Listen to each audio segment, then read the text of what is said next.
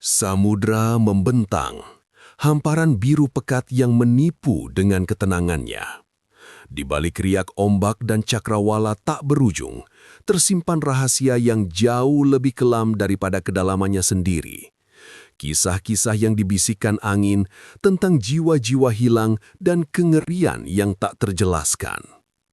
Salah satu yang paling mengerikan adalah legenda SS Orang Medan.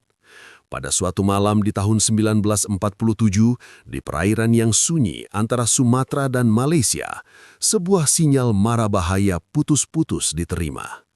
Pesan itu begitu mengerikan, berbunyi tentang semua kru yang mati, termasuk kapten, terletak di ruang peta dan anjungan. Pria yang mengirimkannya, konon, menambahkan kata-kata terakhir, "Aku juga sekarat." Kemudian, keheningan. Kapal penyelamat yang mencapai Orang Medan menemukan pemandangan yang membekukan darah. Di dek, di ruang mesin, di anjungan, setiap anggota kru terletak kaku. Mata mereka melotot horor, mulut terbuka dalam jeritan bisu. Jari-jari menggapai ke udara seolah berusaha menangkis sesuatu yang tak terlihat. Ironisnya, tak ada satupun luka fisik yang bisa ditemukan di tubuh mereka. Mereka mati karena sesuatu yang tak kasat mata, sesuatu yang meninggalkan ekspresi ketakutan absolut sebagai jejak terakhir. Apa sebenarnya yang menghabisi setiap nyawa di atas kapal hantu itu? Beberapa jam kemudian, di perairan yang tenang, kapal dagang Belanda, SS Silver Star, menangkap sinyal mara bahaya yang samar namun mendesak. Operator radio mereka, seorang pria bernama Van der Velde, merasakan dingin menjalar di tulang punggungnya saat ia menyesuaikan frekuensi. Suara dari seberang itu putus-putus, terengah-engah, dipenuhi kengerian yang tak terlukiskan. Semua kru tewas, termasuk kapten, tergeletak di ruang peta dan anjungan. Aku sekarat. Lalu, keheningan yang memekakkan telinga, hanya statis yang tersisa. Ketegangan mencengkeram Silver Star. Mereka mengubah haluan, berlomba melawan bayangan mengerikan yang melayang di udara. Pagi yang cerah menyambut mereka dengan pemandangan yang tak pernah bisa mereka lupakan. SS Orang Medan mengapung tak berdaya, seperti cangkang kosong yang ditinggalkan. Tidak ada tanda-tanda kehidupan, tidak ada jawaban dari isyarat mereka. Tim penyelamat dari Silver Star naik, melangkah hati-hati di dek yang sepi. Di sana, pemandangan itu, pemandangan yang akan menghantui setiap pelaut di kapal itu seumur hidup.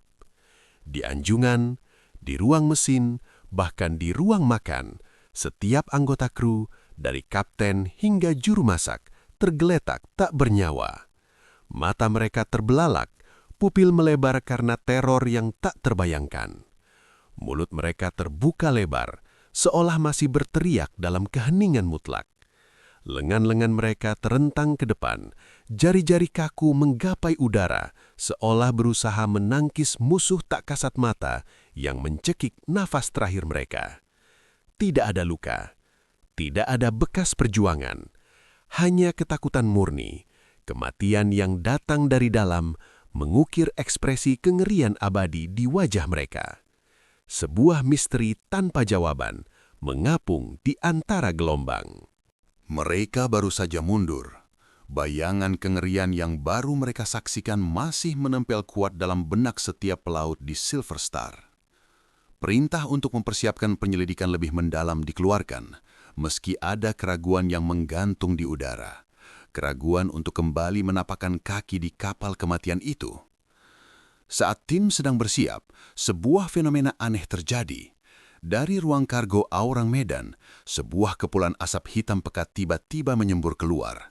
Bukan asap biasa, melainkan uap panas yang menyesakkan, berbau besi terbakar dan sesuatu yang busuk, seolah kapal itu mendidih dari dalam. Ketegangan mencengkram. Sebelum kru Silver Star sempat bereaksi atau mendekat, jeritan logam mengoyak kesunyian. Sebuah ledakan dahsyat memekakkan telinga dan terasa hingga ke tulang, meledak dari lambung Aurang Medan. Api oranye menjilat langit kelabu, serpihan baja berterbangan ke segala arah. Kapal itu, yang sebelumnya mengapung tak berdaya, kini tercabik-cabik oleh kekuatan tak terlihat, terbelah di tengah.